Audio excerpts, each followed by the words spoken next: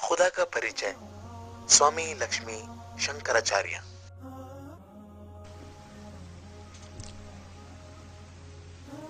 श्वेताश्वेतरोपनिषद खंड 6 श्लोक 8 में है, न तस्य कार्यम करणम च विद्यते न तत्समश्चाभ्यतिकश्च दृश्यते। उस परमेश्वर के शरीर और इंद्रियां नहीं हैं, अर्थात वो निराकार है।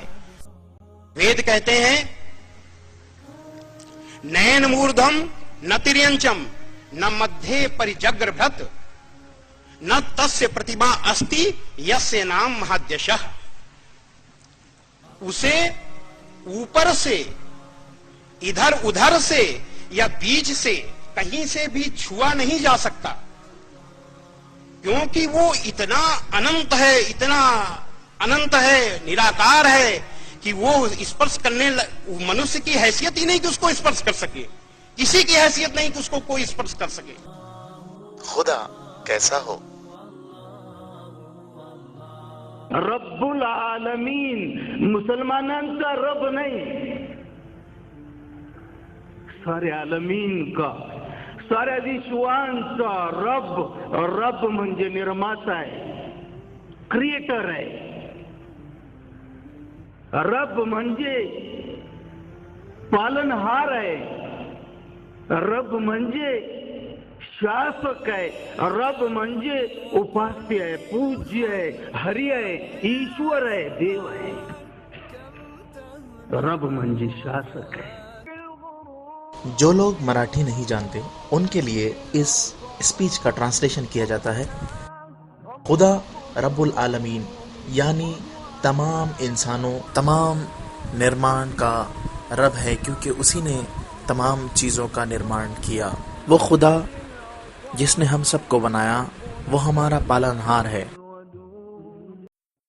मैं खुदा में क्यों मानूं? क्या जरूरी है?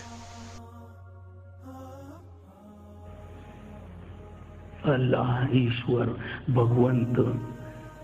आता पुढे की एवढा जोर का, एवढं इम्पॉर्टन्स का याला जीवनामध्ये? आणि याचं स्पष्टीकरण खूप आज लोक बरं आहे तर आहे, काय फरक पडतो? आहे ना, भगवंत तर आहे, त्याला काय? बरीच लोक अशी आहेत, ठीक आहे तुम्ही माना भगवंताला, त्याने काही फरक पडत नाही। आता समन्वय तर आपल्याला साधला पाहिजे। मला हे म्हणायचंय की तुकोबा, कुराण, इस्लाम ईश्वरावर, अल्लावर, हरीला मानण्यावर एवढा जोर का देत आहे? एवढं त्याला महत्व का देत आहे? अनन्य साधारण महत्व त्याला का देत आहेत? या विषयाला, तौहीदला, एकेश्वरवादाला कुराणामध्ये असा उल्लेख आहे। पैगंबर साहेब असं म्हणतायत की जिक्र करने वाला जिंदा है। जिक्र करने वाला जो जानता है खुदा को, अल्लाह को, रब को, वो जिंदा है। साजिक है कि जो जानत नहीं तो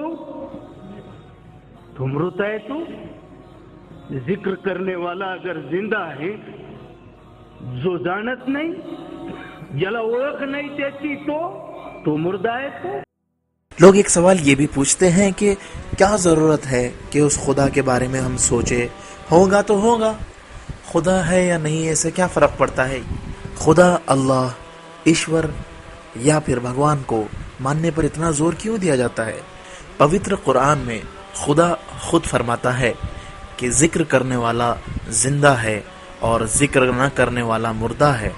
इसका मतलब ये है कि जो जानता है खुदा को वो जिंदा है, जिसको खुदा की पहचान नहीं वो मुर्दा है। खुदा के आखिरी ऋषि पैगंबर मोहम्मद साहब फरमाते हैं कि वो सीना वीरान सीना है जिस सीने में खुदा का नाम न हो, और वो घर कब्रिस्तान या शमशान भूमि है जिस घर में खुदा का जिक्र ना होता हो, जिसमें कुरान ना पढ़ा जाए। अब आइए देखते हैं इस बारे में संत तुकाराम का क्या कहना है।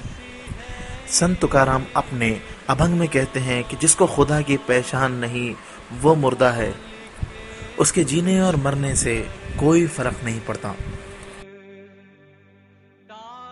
एक खुदा ही है जिसको मानकर हम सही और गलत में फर्क करते हैं, वरना नास्तिक के लिए तो पाप और पुण्य में कोई फर्क नहीं।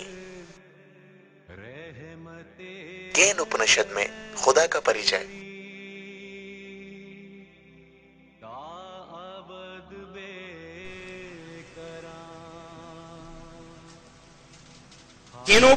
केनोपनिषद खंड 1 श्लोक 6 में है, यच्चक्षुषा न पश्यति येन चक्षुंसि पश्यति तदेव ब्रह्म तुम विद्धि नेदम यदुदम पासते। उस परमेश्वर को कोई इन आंखों से नहीं देख सकता, बल्कि आंखें उसकी सहायता से देखती हैं। उसी को तू अल्लाह यानी परमेश्वर जान, और जिस इस अलग अलग ईश्वर की उपासना की जाती है वह ईश्वर नहीं है, सीधा सीधा कहा गया है। इससे हमें ये बात समझ में आती है कि हम सबको उसी खुदा की उपासना करनी चाहिए जिसने इस ब्रह्मांड को और हम सबको बनाया। क्या इंसान या महात्मा भी खुदा या ईश्वर हो सकते हैं? जवाब नहीं है। आइए देखते हैं कैसे। इंसान है। मैं महात्मा का लफ्ज बोलते हुए भी जरा डर रहा हूं। उसकी वजह यह है कि हमारे देश की अजीब मुसीबत है, जो अच्छा इंसान बनता है उसको फट से देवता बना देते हैं। यानी ऐसा लगता है जैसे इंसान तो अच्छा हो ही नहीं सकता। ये बहुत बड़ी गलती है, बहुत बड़ी। श्री कृष्ण जी महाराज का आदेश। जिक्र आया है और आप जानते हैं श्री कृष्ण जी महाराज ने श्री अर्जुन को क्या उपदेश दिया था। श्री कृष्ण जी महाराज ने कहा, ए अर्जुन, वो परमात्मा कैसा है, वो परमेश्वर कैसा है? यान्ति देवा उर्ता देवान पुत्रानि यान्ति परतुर्तः भूतानि यान्ति भूतेज यान्ति मध्याजिनोऽपि माम। क्या कहते हैं श्री कृष्ण जी भागवत गीता में? यान्ति देवा उर्ता देवान पुत्रानि यान्ति परतुर्तः भूतानि यान्ति भूतेज यान्ति मध्याजिनोऽपि माम। अल्लाह अकबर। हे ईश्वर, क्या श्री कृष्ण जी महाराज ने तेरी तारीफ बयान की है, जिसको दिल की गीता में उसका तर्जुमा इस तरह लिखा है, जो भूतों को पूजे वो भूतों को पाए, जो पितरों को पूजे वो पितरों को पाए। सनम के पुजारी सनम से मिले, हमारे पुजारी वो हमसे मिले।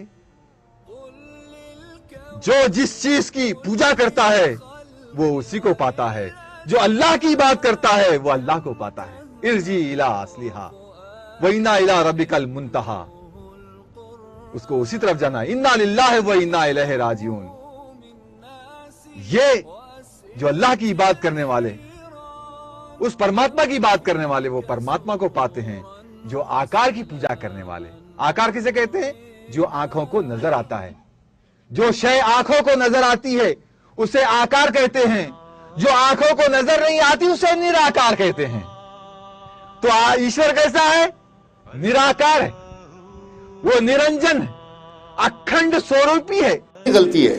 एक मर्तबा बीजेपी के एक लीडर ने एक आर्टिकल लिखा कि भारतीय मुसलमानों से हमको शिकायत ये है कि हमारे पूर्वजों को वो अपना पूर्वज नहीं मानते। और उसमें उन्होंने मिसालें दी श्री कृष्ण जी की, श्री रामचंद्र जी की, जो उनको पूर्वज नहीं मानते। मैंने फौरन उनको चिट्ठी लिखी, फौरन खत लिखा। मैंने कहा कि आप अजीब बात कर रहे हैं। आपने अपने पूर्वजों का जो इंट्रोडक्शन कराया है, आप पूर्वजों के हैसियत से कराते तो फिर देखते कि हम कितनी उनकी इज्जत करते हैं। मुसीबत यह है कि हर अच्छे इंसान को आप खुदा बना देते हैं, और हम तो हजरत मोहम्मद साहब को भी खुदा मानने को तैयार नहीं।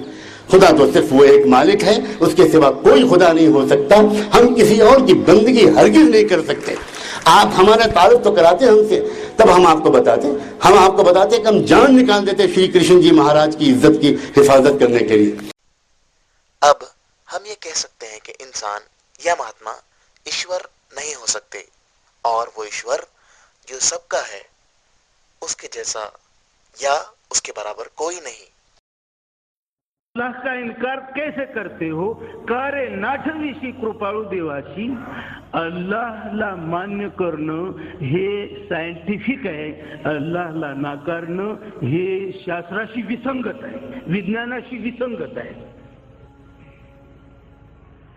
हे शरीर नियोजनबद्ध आहे असं म्हणणं हे शास्त्र शुद्ध आहे आणि हे शरीर अपघात आहे असं म्हणणं विज्ञानालाही सोडून आहे, विज्ञानाशी विसंगत आहे. या हवेमध्ये हवा तेवढाच प्राणवायू आहे बंधूंनो. थोडंसं प्रमाण कमी जर असतं कॉन्सन्ट्रेशन तर वर जे लोक जातात डोंगरावर एव्हरेस्ट शिखरावर ऑक्सिजनचे सिलेंडर घेऊन जातात वर. इथे धर्तीवर आपल्याला सर्वांना ऑक्सिजनचे सिलेंडर ठेवावे लागले असते. बरोबर, विरळ असतं तर.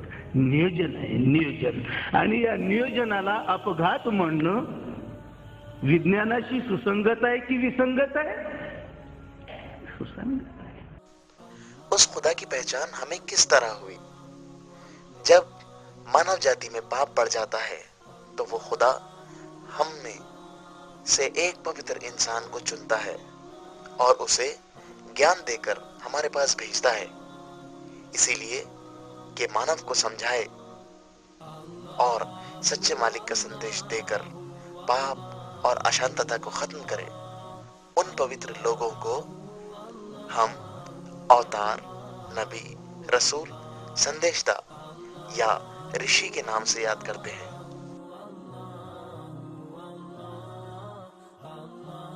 दुनिया शुरू हुई उस वक्त से अब तक हर युग में ईश्वर के ऋषि आते रहे ताकि मानव जाति को समझाएं.